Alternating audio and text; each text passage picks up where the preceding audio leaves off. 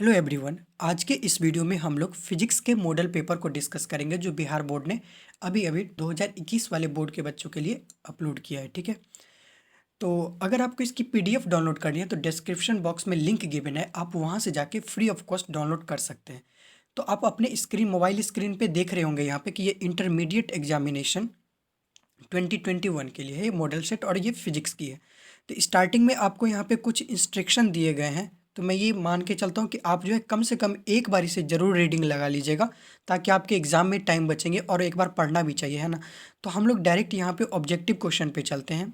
1 second. हाँ, तो देखिए यहाँ पे ऑप्शन सेक्शन ए में क्या है, ऑब्जेक्टिव टाइप क्वेश्चन है, यानी कि खंडा वास्तुनिष्ठ प्रश्न है।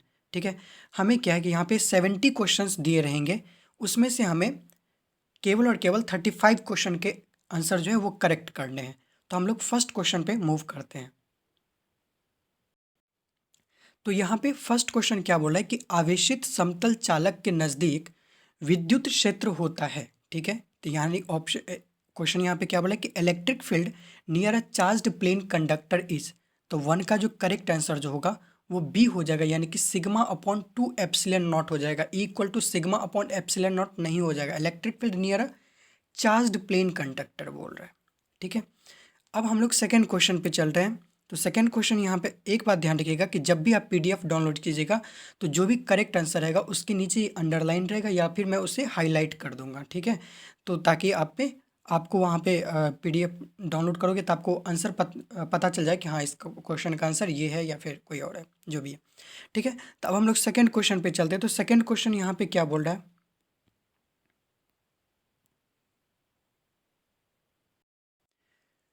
विद्युत क्षेत्र E और विद्युत विभव V के बीच निम्नलिखित में कौन संबंध सही है। ठीक है, यानी क्वेश्चन यहाँ पे क्या बोला है कि which of the following relation between electric field and electric potential is correct. ठीक है, तो सेकंड का जो करेक्ट ऑप्शन जो होगा वो क्या हो जाएगा, ए हो जाएगा, यानी E equal to minus dV/dr हो जाएगा। ठीक है, तो सेकंड का करेक्ट ऑप्शन ए हो जाएगा। अब हम लोग थर्ड क्वेश्चन पे चलते हैं। तो थर्ड क्वेश्चन यहाँ पे क्या बोल रहा है, ध्यान दीजिए।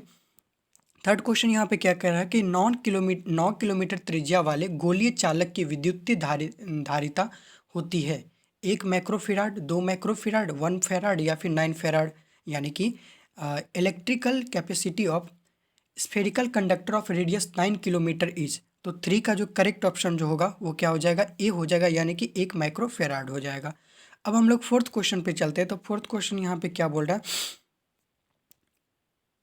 फोर्थ क्वेश्चन यहाँ पे क्या बोला है कि समांतर पट्टिका संधारित्र का धारिता होता है। ठीक है, तो यहाँ पे capacitance of parallel plate capacitor is. तो फोर का जो करेक्ट आंसर जो हो जाएगा वो क्या हो जाएगा, ए हो जाएगा। ठीक है, अब हम लोग फिफ्थ क्वेश्चन पे चलते हैं। तो फिफ्थ क्वेश्चन यहाँ पे क्या बोला, ध्यान से देखना है हम लोग को कि गैल्वेनोमीटर का प्रतिरोध जी और वोल्ट मीटर का प्रतिरोध वी के बीच निम्नलिखित में कौन संबंधी सही है। ठीक है, तो यानी कि which of the following relationship between G the resistance of galvanometer and V the resistance of voltmeter is correct. तो फिफ्थ का यहाँ पे करेक्ट ऑप्शन क्या हो जाएगा, ए हो जाएगा, यानी कि वी ग्रेटर देन जी हो जाएगा। ठीक है, तो अब हम लोग सिक्स्थ क्वेश्चन पे मूव करते हैं। तो सिक्स्थ क्वेश्चन यहाँ पे क्या बोल रहा है, ध्यान दीजिए। तो सिक्स्थ क्वेश्चन यहाँ पे क्या बोला है कि व्हीटस्टोन ब्रिज का व्यवहारिक ढांचा निम्नलिखित में कौन है। ठीक है, व्यवहारिक ढांचा बोला है। ठीक है, तो क्वेश्चन को ध्यान से पढ़ना है। तो यानी कि which of the following is the applied form of Wheatstone bridge. तो ये सब हमको मालूम होनी चाहिए, क्या, मीटर ब्रिज, यानी कि मीटर ब्रिज हो जाएगा। तो सिक्स का करेक्ट ऑप्शन सी हो जाएगी। ठीक है, अब हम लोग सेवन्थ क्वेश्चन पे चलते हैं। तो सेवन्थ क्वेश्चन यहाँ पे क्या बोल रहा है, ध्यान दीजिए कि एक तार का विशिष्ट प्रतिरोध निर्भर करता है इसके, यानी कि लंबाई पर, अनुप्रस्थ काट के व्यास पर, द्रव्यमान पर या फिर पदार्थ की प्रकृति पर। ठीक है, यानी कि the specific resistance of a wire depends upon its.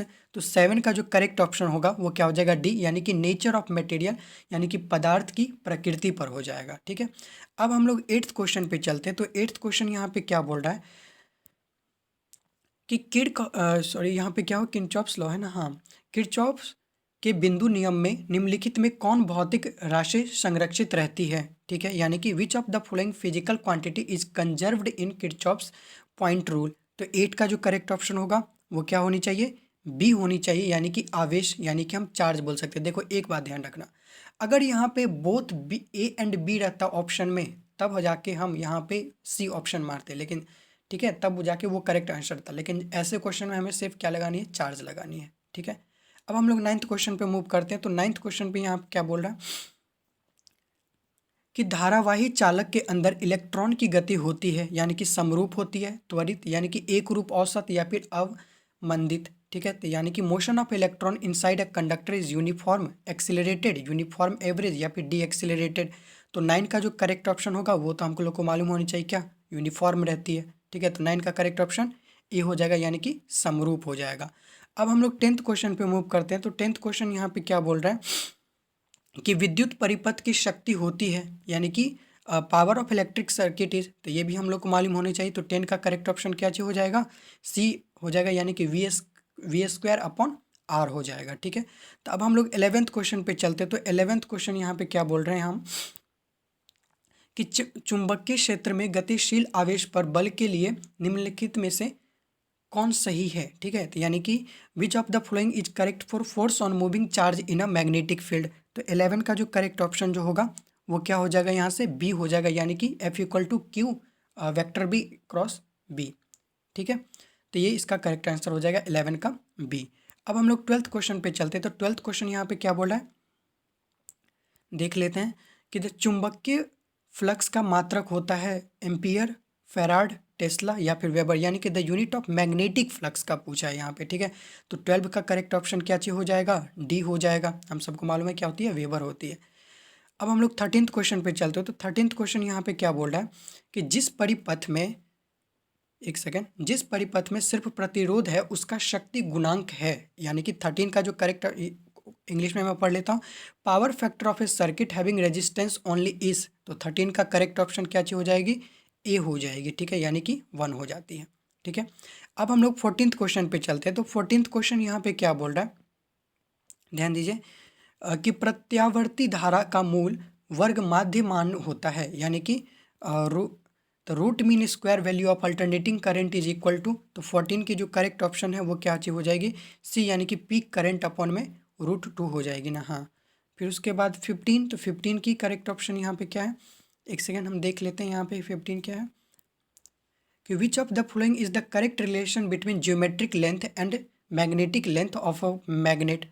तो 15 की करेक्ट ऑप्शन क्या जी हो जाएगी, यहाँ पे ए हो जाएगी, यानी कि एल जी इक्वल टू 6/5 अगर यहाँ पे एल एम होता, एल जी की जगह पे, तब क्या होता है यहाँ पे L M equal to 5/6 L G हो जाता, लेकिन यहाँ पे एल जी पहले दिया तो 6/5 एल एम हो जाएगा। तो इसलिए 15 का करेक्ट ऑप्शन ए हो जाएगी, ठीक है। अब हम लोग 16th क्वेश्चन पे चलते हैं। तो 16th क्वेश्चन यहाँ पे क्या बोल रहा है, ध्यान देना है हम लोग को कि यदि बी एच, यानी कि पृथ्वी के चुंबकीय क्षेत्र का क्षैतिज घटक और लैम्डा नमन कोण हो तो पृथ्वी के चुंबकीय क्षेत्र के लिए निम्नलिखित में से कौन सही है, यानी कि which of the following is correct for earth magnetic field if B H horizontal component of earth magnetic field is lambda is angle of dip. तो इसका जो करेक्ट ऑप्शन जो होगा 16 की वो क्या हो जाएगी, ए, यानी कि बी एच, यानी कि cos lambda, B H upon cos lambda, ठीक है।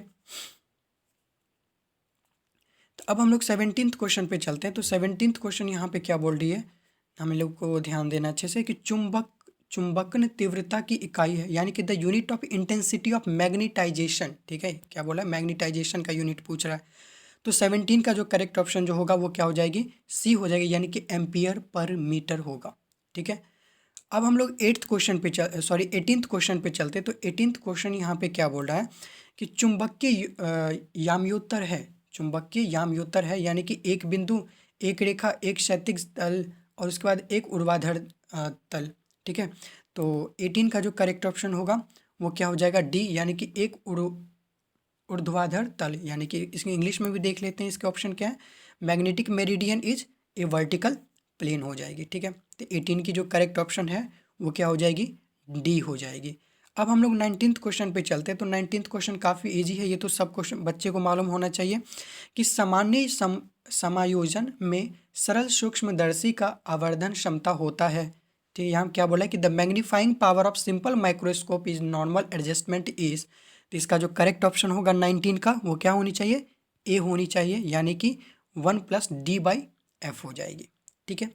अब हम लोग क्वेश्चन नंबर 20 पे चलते हैं। तो क्वेश्चन नंबर 20 यहाँ पे क्या बोल रही है कि सामान्य आँख लेंस का फोकस दूरी लगभग होता है, यानी कि 1 मिलीमीटर, 2 सेंटीमीटर, 25 सेंटीमीटर, 1 मीटर, यानी कि the focal length of a normal eye lens is about. तो 20 का जो करेक्ट ऑप्शन जो होगा वो क्या हो जाएगी, बी, यानी कि 2 सेंटीमीटर हो जाएगी। अब हम लोग 21st पे चलते, तो 21st यहाँ पे क्या बोल रहा है कि हीरा का क्रांतिक कोण होता है। बहुत अच्छा क्वेश्चन है, ठीक है, और पूछ सकते हैं बोर्ड में। तो क्रिटिकल एंगल फॉर डायमंड, यानी कि डायमंड की हमें क्रिटिकल एंगल बतानी है, ठीक है। तो 21st का जो करेक्ट ऑप्शन जो हो जाएगा वो क्या हो जाएगी, ए हो जाएगी, यानी कि 24.41 डिग्री हो जाएगी, ठीक है। अब हम लोग 22nd क्वेश्चन पे चलते हैं, यानी कि 22 क्वेश्चन नंबर पे चलते हैं। तो 22 क्वेश्चन नंबर यहाँ पे क्या बोल रहा है कि दो संपर्कित उत्तल लेंसों का समतुल्य लेंस होता है, यानी कि उत्तल, अवतल, बेलनाकार या फिर समतल, समतलावतल, ठीक है। तो यहाँ पे क्या बोला है कि the equivalent lens of two convex lenses in contact is. तो 22 का करेक्ट ऑप्शन क्या चाहिए हो जाएगा, ए हो जाएगा, यानी कि कन्वेक्स, यानी कि उत्तल हो जाएगी, ठीक है। तो ध्यान रखिएगा। अब हम लोग को 23 क्वेश्चन नंबर पे चलनी है। तो 23 क्वेश्चन नंबर यहाँ पे क्या बोल रहा है कि प्रकाशित अंतु का मूल सिद्धांत है, यानी कि परावर्तन, परिकीर्णन, विवर्तन या फिर पूर्ण आंतरिक परावर्तन, ठीक है। तो यानी कि the basic principles of optical fibre is. तो 23 का जो है वो करेक्ट आंसर जो होगा वो क्या हो जाएगा, यानी कि टोटल इंटरनल रिफ्लेक्शन, यानी कि पूर्ण आंतरिक परावर्तन हो जाएगा। इसका करेक्ट ऑप्शन इसका 23 का डी हो जाएगा। अब हम लोग 24th क्वेश्चन पे चलते हैं। तो 24th क्वेश्चन नंबर यहाँ पे क्या बोल रहा है, ध्यान दीजिए कि सामान्य आंख के लिए स्पष्ट दृष्टि के लिए न्यूनतम दूरी होती है। तो 24 का जो करेक्ट ऑप्शन होगा वो क्या हो जाएगी, डी, 25 सेंटीमीटर। ये तो हम सबको मालूम होनी चाहिए, ठीक है, यानी कि the list distance for clear vision for normal eyes 25 centimetre, ठीक है। अब हम लोग 25th क्वेश्चन पे चलते हैं। तो 25th क्वेश्चन नंबर यहाँ पे क्या बोल रहा है, ध्यान दीजिए कि इंद्रधनुष के निर्माण के लिए निम्नलिखित में प्रकाश की कौन सी घटना सही है, प्रकीर्णन, विवर्तन, वर्ण विशेषण या फिर ध्रुवीकरण, यानी कि which of the flowing phenomenon of light is correct for the formation of rainbow, ठीक है। तो 25th की जो करेक्ट ऑप्शन जो हो जाएगी वो क्या हो जाएगी, सी, यानी कि डिस्पर्शन हो जाएगी, ठीक है। अब हम लोग 26th क्वेश्चन पे चलते हैं, यानी कि 26th, हाँ। तो यहाँ पे क्या बोला है कि किस रंग के प्रकाश के लिए कांच का अपवर्तनांक अधिक होता है, ठीक है, कांच का पूछा है, ठीक है। लाल, बैगनी, हरा, नीला, यानी कि the refractive index of glass is more for which colour of light, ठीक है। तो 26 का जो करेक्ट आंसर जो हो जाएगा वो क्या हो जाएगी, बी हो जाएगी, यानी कि वायोलेट हो जाएगी, ठीक है। अब हम लोग 27 क्वेश्चन नंबर पे चलते हैं। तो 27 क्वेश्चन नंबर क्या यहाँ पे बोल रहा है कि विनाशकारी व्यतिकरण के लिए पथांतर होता है, यानी कि 27 का जो करेक्ट आंसर जो हो जाएगा वो क्या हो जाएगी, बी, यानी कि 2n+1 λ/2, ठीक है, यानी कि the path difference of destructive interference is. तो बी हो जाएगी 27 की बी। अब हम लोग 28 क्वेश्चन नंबर पे चलते हैं। तो 28 क्वेश्चन नंबर यहाँ पे क्या बोल रहा है, ध्यान दीजिए कि प्रकाश की अनुप्रस्थ तरंग प्रकृति को निम्नलिखित में कौन घटना पुष्टि करता है, ठीक है। तो 28 का यानी कि which of the flowing phenomena confirms the transverse wave nature of light, ठीक है। तो 28 का जो करेक्ट आंसर जो होगा वो क्या हो जाएगी, डी, यानी कि पोलराइजेशन, यानी कि ध्रुवीकरण ना, हाँ। तो अब हम लोग 29 क्वेश्चन पे चलते थे। 29 क्वेश्चन यहाँ पे क्या बोल रहा है कि अवरोध के किनारों से प्रकाश का मुड़ना कहलाता है, यानी कि bending of light from the corners of N obstacle is. तो ये तो इसका आंसर हमें सबको मालूम होनी चाहिए कि 29 की क्या होनी चाहिए, डिफ्रैक्शन होनी चाहिए, ठीक है। तो अब हम लोग 30 क्वेश्चन नंबर पे मूव करते हैं। तो 30 क्वेश्चन नंबर यहाँ पे क्या बोल रहा है कि चांदी का, बहुत अच्छा क्वेश्चन है, चांदी का कार्य फलन होता है, यानी कि work function of silver is, ठीक है। तो सिल्वर का जो वर्क फंक्शन है वो क्या होता है, तो 30 का हो जाएगा आंसर नंबर डी, यानी कि 4.7 इलेक्ट्रॉन वोल्ट हो जाएगा, ठीक है। तो अब हम लोग 31st क्वेश्चन नंबर पे मूव करते हैं। तो 31st क्वेश्चन नंबर यहाँ पे क्या बोल रहा है कि प्लांक नियतांक का मान होता है, ठीक है, यानी कि the value of Planck constant is. तो प्लैंक कांस्टेंट की मान कितनी होती है, हम लोग केमिस्ट्री में भी पढ़े होंगे, फर्स्ट चैप्टर एटॉमिक स्ट्रक्चर में, और यहाँ भी पढ़ रहे हैं, मॉडर्न फिजिक्स में भी पढ़ते हैं इस चीज़ को। तो 31 का जो करेक्ट आंसर जो होगा वो हो जाएगी 6, यानी कि सी, यानी कि 6.626 × 10⁻⁻⁴ -34 जूल सेकेंड हो जाएगी, ठीक है, तो यानी कि सी हो जाएगी 31 का। अब हम लोग 32 पे चलते हैं, यानी कि 32 क्वेश्चन नंबर पे चलते हैं। यहाँ पे क्या बोला है 32 क्वेश्चन नंबर कि फोटोन का गतिक द्रव्यमान होता है, यानी कि dynamic mass of photon is. तो 32 का करेक्ट आंसर बी होती है, यानी h/c लैम्डा हो जाएगी।